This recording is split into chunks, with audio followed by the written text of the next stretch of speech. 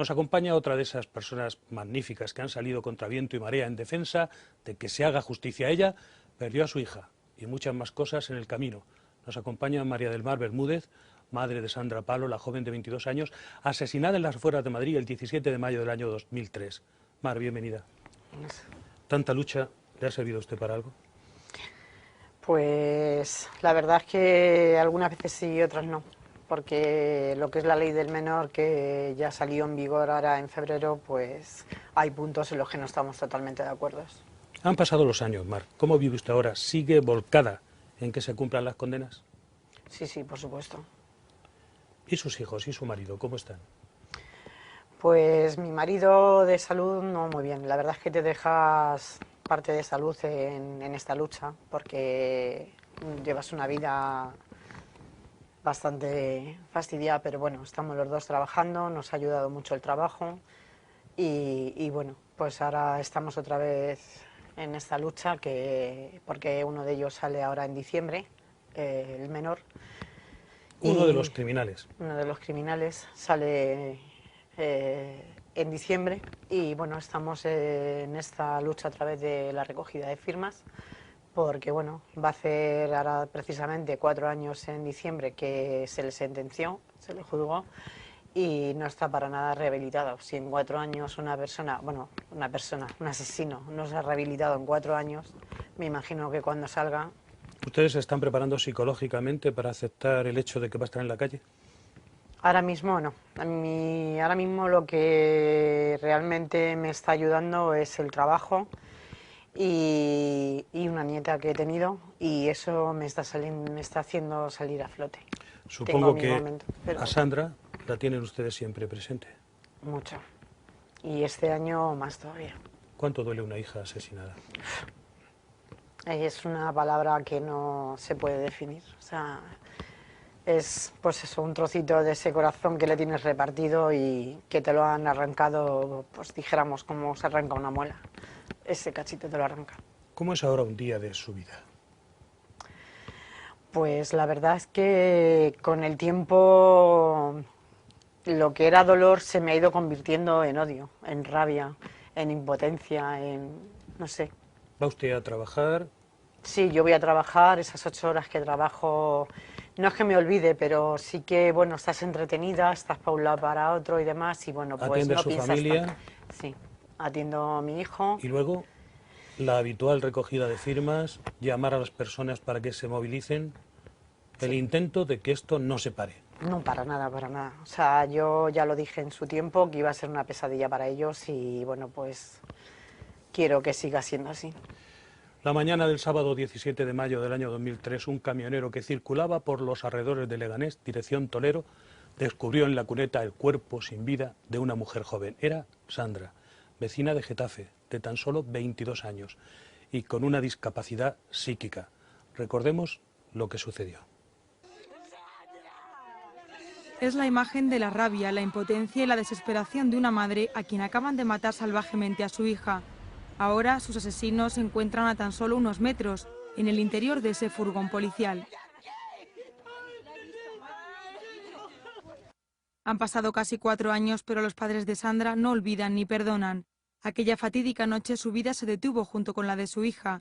Era fin de semana y la joven, de 22 años, salió a divertirse con su novio y unos amigos. Quería regresar pronto a casa, ya que a la mañana siguiente su hermano pequeño hacía la comunión, pero Sandra nunca llegó. En las inmediaciones de Plaza Elíptica, donde cogía el autobús para ir a su barrio en Getafe, 4 jóvenes la secuestraron junto a un amigo. Eran el Malaguita, de 19 años, Ramón, de 17, Ramoncín, de 16 y Rafita, de 14. Todos ellos de etnia gitana y delincuentes habituales, con más de 700 denuncias a sus espaldas. Dejaron ir al chico y a ella se la llevaron a un descampado a las afueras de Madrid. Allí la violaron repetidas veces, la atropellaron con el coche y finalmente le prendieron fuego rociándola con gasolina. Meses después, Francisco Javier Astorga, el único imputado mayor de edad, fue condenado a 64 años de cárcel por 3 delitos de agresión sexual, detención ilegal y asesinato. Para los otros 3 implicados, todos ellos menores, la justicia dictaminó penas de entre 4 y 8 años de internamiento en un centro especializado. María del Mar, ¿recuerda usted aquel día del crimen? Pues recuerdo que, bueno, esa noche Sandra no llegaba y, bueno, yo recibí 2 mensajes de Juan Alberto con diferencia de 10 minutos y, bueno, ella tenía que haber, yo había estado en contacto con ella porque le habíamos dicho que estuviera a las 9 de la noche en casa porque al día siguiente pues había que hacer los preparativos de su hermano por el tema de la comunión y demás. Y bueno, pues ella, como una joven de 22 años, pues salió con su novio y con Juan Alberto y se fueron a una discoteca.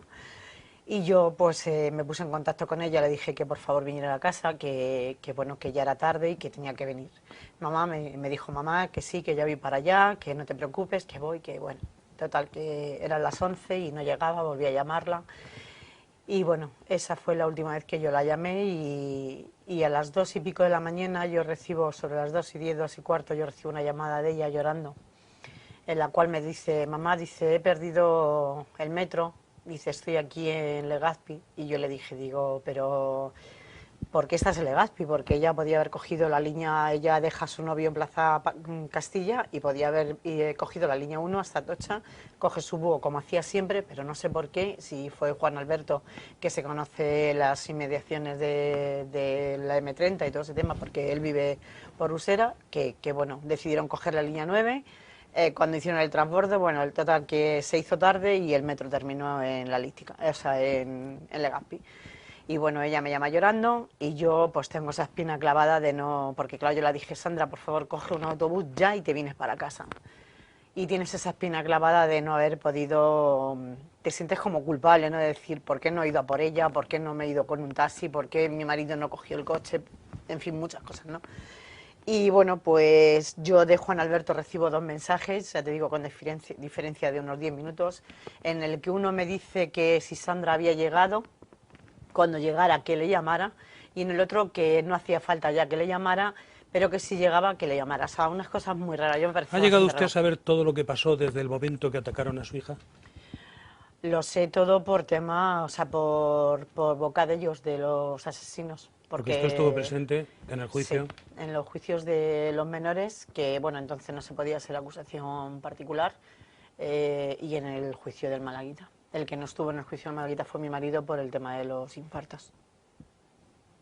¿Y qué le pasó a Sandra? Pues a Sandra, según ellos cuentan, ellos, Juan Alberto y Sandra, iban por la carretera de la M30, en los quitamiedos de la M30. Sandra era una niña muy vistosa, muy alta, y claro, la vieron con un chico pues bajito, pensaron que era un colombiano, y los pararon. Les preguntaron que dónde iban y que bueno, que los llevaban. Mi hija era reacia a montar porque ella jamás, yo lo seguiré diciendo hasta la saciedad, jamás hubiese montado en un coche que no hubiese conocido, vamos, ni aunque lo hubiese conocido creo, porque además ella hacía su trayecto y venía para casa. Y bueno, pues a punta de navaja, con una navaja multiuso, los metieron en el coche en la parte de atrás.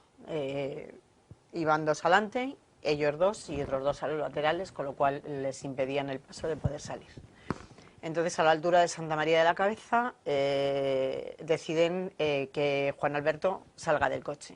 Intentan robarle la cartera y el móvil, pero no se deja, lo que sí le amenazan y a punta de navaja le dicen que si habla le van a cortar el cuello.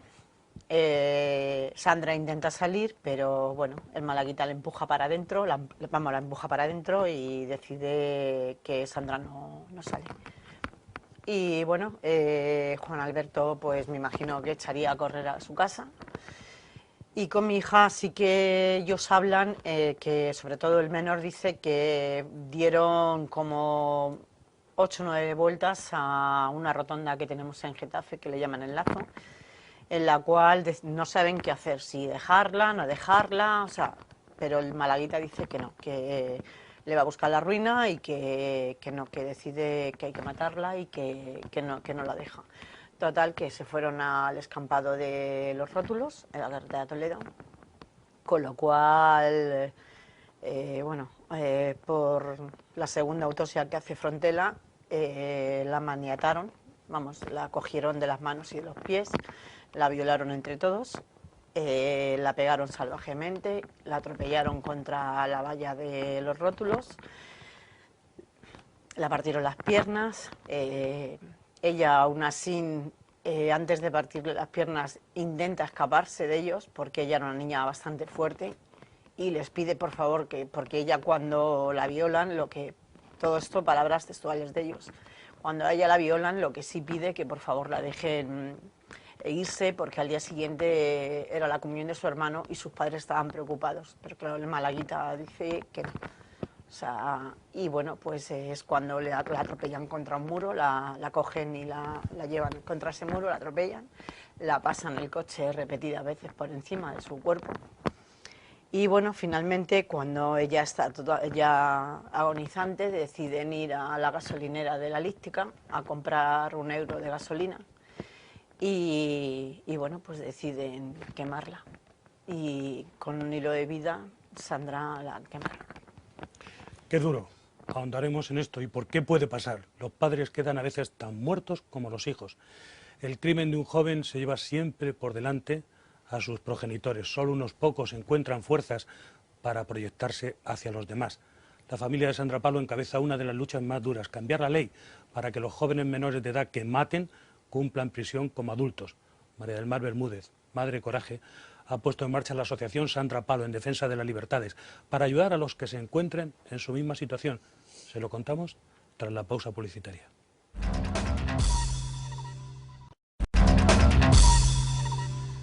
La muerte de Sandra Palo y las especiales características de crueldad y brutalidad que la acompañaron afectó profundamente a la opinión pública y reabrió el debate sobre la necesidad de reformar la ley de responsabilidad penal del menor. ¿Es justo o equilibrado que una madre pierda a su hija y que los asesinos solo cumplan unos años en un centro especial de menores? ¿Se protege así a los agresores y se olvida a las víctimas? ¿Son necesarios castigos más duros para frenar la delincuencia de los más jóvenes? Investigaremos los cambios desde la entrada en vigor de la ley y conoceremos testimonio de los afectados, pero antes repasamos la actualidad con el objeto de aunar voluntades y encontrar respaldo. La familia de Sandra Palo decidió poner en marcha una asociación con su nombre para aunar esfuerzos y ofrecer asesoramiento jurídico y psicológico a las familias de las víctimas, curiosamente en defensa de las libertades.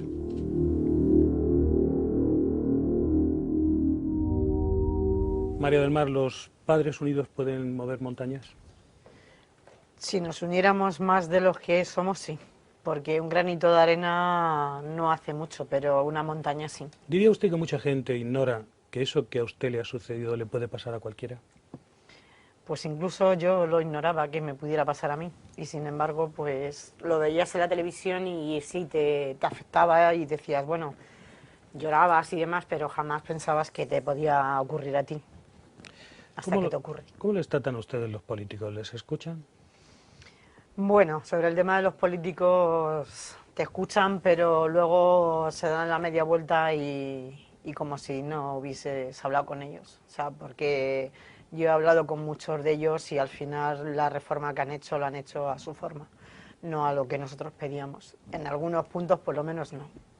El empeño de María del Mar, con el apoyo de su marido, fue promover una campaña ciudadana de recogida de firmas para lograr su propósito de modificar la ley. Vamos a verlo. La muerte de Sandra supuso para sus padres el inicio de una lucha sin cuartel en busca de justicia. Un año después de la tragedia, Francisco y María del Mar salieron a las calles a recoger firmas con el objetivo de cambiar la ley del menor. En tan solo 6 meses ya contaban con el medio millón de firmas necesarias para presentar la iniciativa popular. Exigen que los asesinos de Sandra, aunque menores la mayoría, cumplan íntegras sus penas y sean juzgados como adultos. Me dejaría tranquila que se modificara esta ley, la ley del menor, que tuvieran mucho más años, no los que tienen, porque yo no estoy preparada para dentro de 2 años o dentro de 4 ver al menor o dentro de 8 ver a los otros, que tuvieran muchas más penas, que el malaguita cumpliera realmente esos 69 años, independientemente de que luego les hagan o no algo, eso no me importa, y que sufran muchísimo. Por ello pusieron en marcha una asociación en defensa de las libertades, desde la cual seguir exigiendo justicia para los asesinos de su hija y a la vez prestar ayuda a todas aquellas familias que se encuentran en su misma situación. Al único imputado mayor de edad por la muerte de Sandra, un delincuente llamado el Malaguita, se le condenó a 64 años de prisión, pero al resto, por ser menores, se les impusieron penas de internamiento entre 4 y 8 años en un centro especial. María del Mar, ¿piensa que su hija tuvo un juicio justo? para nada. O sea, para mí esas penas, siempre lo he dicho, que aunque le hubiesen echado 100 años, pero que sobre todo los menores, si son menores para matar y para hacer todas esas vejaciones que le hicieron a mi hija, tienen que ser adultos para cumplir las penas, porque ahora va a salir uno de ellos y cuando salga, ¿qué hacemos? ¿Se aclaró el misterio de la muerte de Sandra por completo o quedan puntos oscuros? Yo, para mí, quedan puntos todavía oscuros, como es el tema de la mujer. ¿Pudo haber una mujer entre Había los una agresores? mujer y además sabemos quién es, cómo se llama y bueno, pues que lo sabemos. Lo que pasa que bueno, no nos ha llegado a investigar, pero sí había una mujer en el lugar de los hechos. ¿Cuál es en este momento la situación de los asesinos de Sandra? Porque me imagino que usted procura estar muy informada. Pues los asesinos de Sandra, nada, siguen en los centros donde están. Y lo último que he llegado a saber es que el malaguita está en una cárcel de Granada, en Alborote, cumpliendo una condena que, según me dicen, no es la de mi hija, que luego seguiría cumpliendo la condena de mi hija. Y los otros, pues, en los centros donde están. Su objetivo era modificar la ley del menor y al final parece que lo está consiguiendo. Pero, ¿los cambios van a ser satisfactorios? Yo hasta ahora que se ha hecho el cambio que ha salido en vigor en febrero, no estoy de acuerdo. ¿Qué le pide usted ahora a la justicia?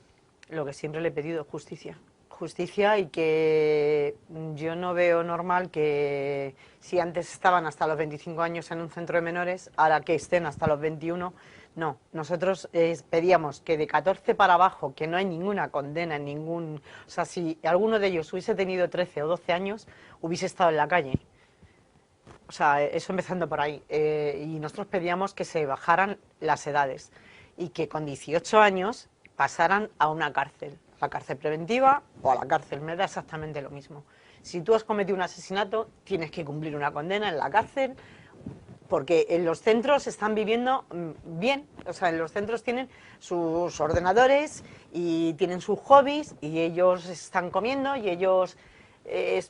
van sus familiares, tienen sus vis-a-vis y todo. Y no estoy de acuerdo para nada. Vamos a recurrir al experto. Nos acompaña Jesús Garzón, abogado del Ilustre Colegio de Madrid, que nos ayudará a entender las cuestiones legales en torno a esta ley. Bienvenido. Buenos días. ¿Es cierto que la ley del año 2001 era especialmente benevolente con los delincuentes menores y dejaba prácticamente desprotegidas a las víctimas?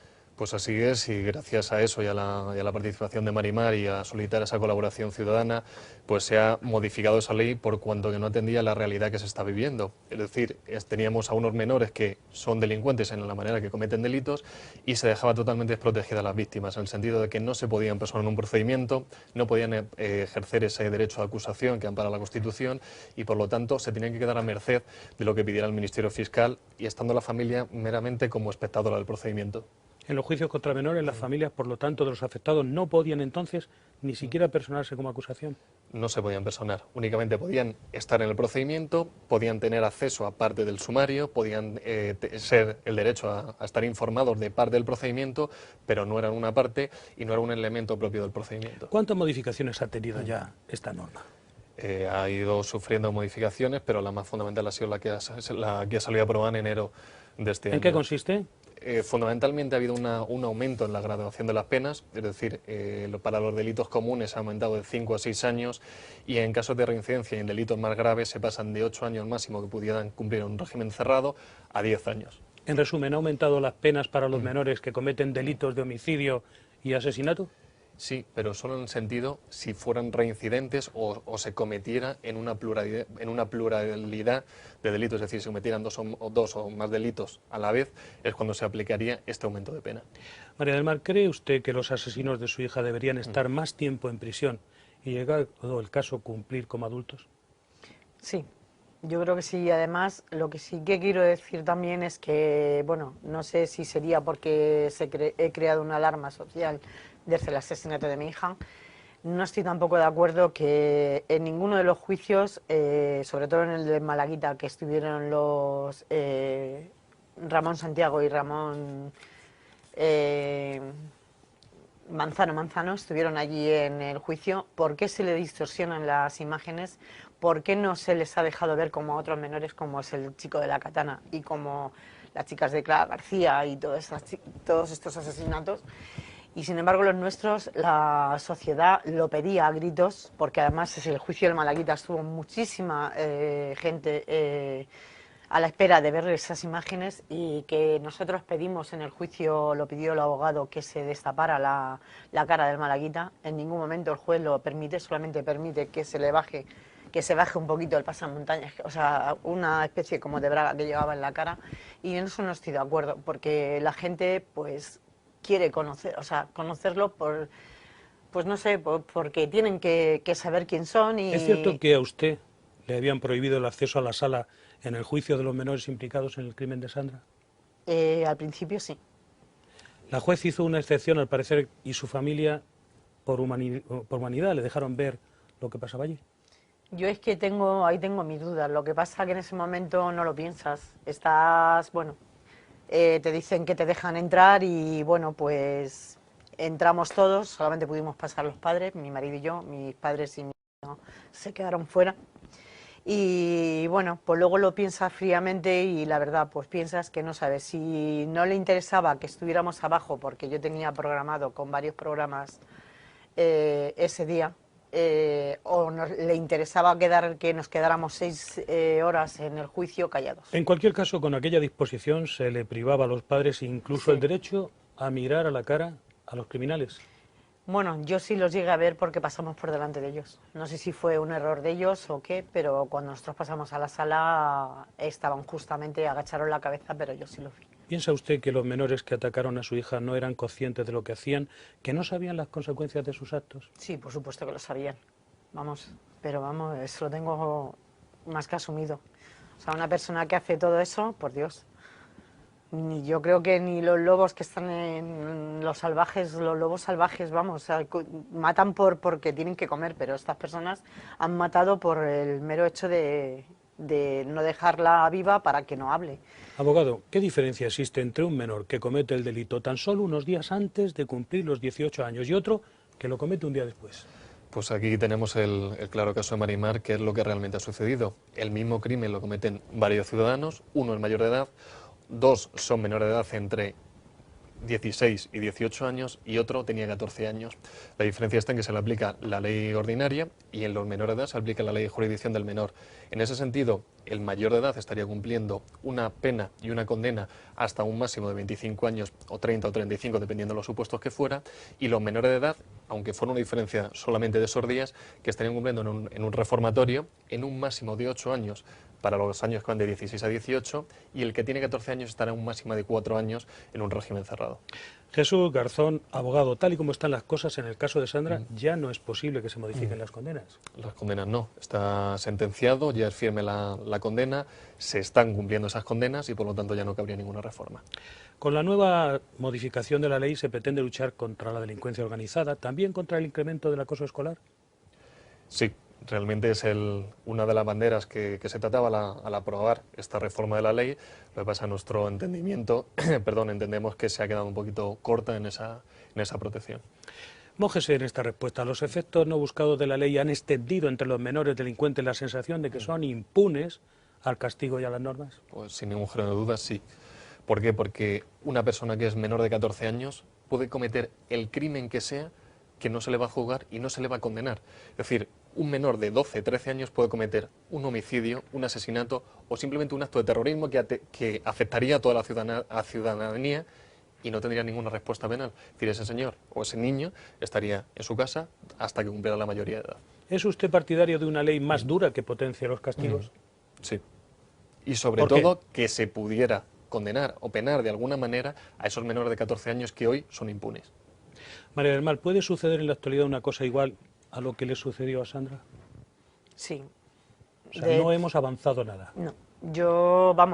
Una niña que pueda regresar a casa a una hora determinada puede ser sorprendida por un grupo de delincuentes, torturada y asesinada. Sí, de hecho tiene que a los pocos meses de la muerte de Sandra hubo la muerte de Sonia Caravantes, que no fue un menor, pero fue también un depredador.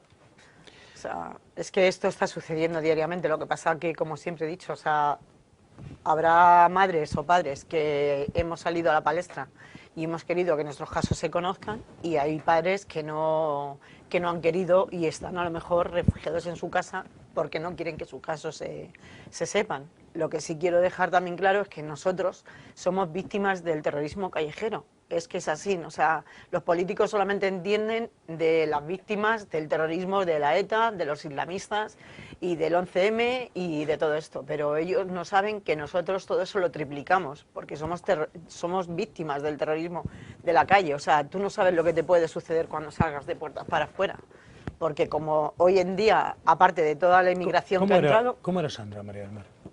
Pues ¿Una Sandra, chica normal que había conseguido luchar para reintegrarse en la sociedad después de un problema? Pues sí, nos costó mucho, sobre todo a mí, que he sido la que más he luchado con ella. Ella, aparte del accidente, pues ella perdió todo, o sea, no sabía ni su nombre. Yo me tiré 10 años junto con mi marido, pero yo más tiempo, para reintegrarla a la sociedad, para que supiera coger un autobús, para que supiera coger el metro. Tenía su pareja, la metimos, de hecho estábamos moviendo papeles antes de su asesinato para meterla en un piso de... ¿Su deficiencia psíquica la hacía quizá más vulnerable? Hombre, ella tenía un mundo, al tener una discapacidad, porque ella perdió parte de neuronas, por eso tenía un 53%, ella tenía un mundo fantasioso. O sea, tenía su pequeño mundo donde ella vivía, ¿no? Pero luego son personas que sienten y mucho más que nosotros. O sea, son personas... Era una chica guapa, formal, alegre, sí. O sea, que una regresaba niña a casa con toda tranquilidad, siempre confiada, venía, sí. y que un grupo de individuos la habían observado para darle caza. Sí. Abogado, ¿qué diferencia hay entre una cárcel y un centro de reclusión de menores? Pues en primer lugar el destino para el que está realizado cada uno, el que está puesto en un centro penitenciario, en una cárcel normal. El primer objetivo de esas cárceles es que un delincuente cumpla una condena, es decir, se le imponga un castigo. La primera consecuencia que tiene es la privación de libertad. Mientras que en un centro de menores lo que se intenta desde el primer día es resocializar a ese menor delincuente, pero sin llegar a hacerle comprender la ilicitud de sus actos y por lo tanto no comprende que lo que está ahí es como consecuencia de lo que ha hecho y se le impone como un castigo.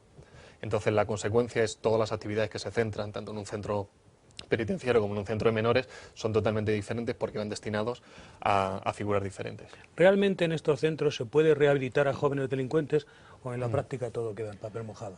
En la teoría se podrían resocializar, Pero nadie da datos sobre esto, ¿no? Dice, hemos resocializado a 10 jóvenes el año pasado, en el año 2003 fueron 150. Si se De hubiera esto no hay resocializado datos, alguno, ¿no? yo creo que si hubiera dado ¿Usted pone en información... duda que hubiera ni siquiera uno entre todos los que se tratan, no? A mi entender, si hubiera habido solo uno, yo creo que ya se le hubiera dado la publicidad suficiente para justificar que los centros de menores están cumpliendo el destino para el que fueron creados. O sea, ¿usted cree que esto es un poco una doble cara? Sí. Para los ciudadanos, decir que allí efectivamente los chicos son tratados y se reinsertan, pero luego habría mucho que hablar En la realidad no es así. de la vida de cada uno. María del Mar, ¿qué opinión le merecen a usted los centros de reclusión de menores? Para mí, pues que viven mejor que en sus propias casas. Vamos, por lo menos... ¿Cree usted que los asesinos de Sandra, de su hija, van a salir allí a la calle reformados? ¿Se habrán hecho con una carrera, un oficio, un destino? Vamos, con la carrera de delincuente, eso por supuesto. Pero vamos, el menor de todos que sale ahora en diciembre, que además de hecho he emprendido una nueva lucha de firmas para que intentar por lo menos que, si no que no salga, que lo metan para que de verdad se rehabilite, porque en 4 años que va a hacer en diciembre, este personaje no está rehabilitado. O sea, va a Vinieron salir... dos a declarar en el juicio del mayor. Sí. Y aquellos no se habían rehabilitado en Para absoluto. nada. De hecho, hablaban con una chulería al sí. tribunal, Sí, una faltando al respeto a prepotencia, todo el todo mundo. Sí, al juez, a los abogados, a la fiscalía, O sea, a no nosotros. tenían ni los mínimos del comportamiento normal de personas educadas. Para nada. De hecho, una Y de ya las llevaban fiscales... tiempo en los centros. Sí. De hecho, una de las fiscales al día siguiente no pudo ni venir. O sea, de los gritos que daba de decirles que por favor contestaran las preguntas y demás. O sea, es que no pudo ni venir. O sea, Es increíble que nadie pida cuentas sobre esto, ¿no? Realmente... Y luego de la manera que iban vestidos, claro. ¿Usted cree que hay familias que usted sepa a lo mejor, que viven atemorizadas por el entorno de los culpables? Es decir, que esta gente, además de lo que han hecho, asustan, se permiten el derecho de mantener a todo el mundo bajo su Sí, tengo temor. constancia de algunos, vamos, de algunos no, de bastantes. Lo que pasa que, bueno, casi todos están fuera, son personas que viven, pues vienen en Alicante, vienen en Barcelona, en Girona, en Sevilla. O sea, las víctimas son maltratadas y los agresores son tratados con algodón. Sí, sí, o sea, encima se permiten el lujo de a las víctimas amenazarlas o pegarlas, como es el caso de Villena, la madre del niño que también fue conocido. A la madre en un parque, una señora mayor, pues como a mi madre, llegaron y como eran también de etnia gitana, la pegaron y se sienten amenazados. Abogado, la falta de medios hace que en algunos casos no se cuente con las medidas adecuadas en estos centros de menores y son posibles las fugas o frecuentes. Las fugas son frecuentes, pero porque no ponen esos medios de control. Se invierte mucho dinero en intentar resocializar, en educación, en que tengan unas condiciones necesarias para lo que ellos entienden educación. No les faltan ordenadores, no les faltan ropa, ni alimentación suficiente, pero esas medidas para asegurar que no se fuguen de los centros menores son totalmente insuficientes y de hecho se están fugando prácticamente a diario. ¿Qué piensa usted que haría falta para mejorar desde el punto de vista judicial, para frenar realmente la delincuencia juvenil?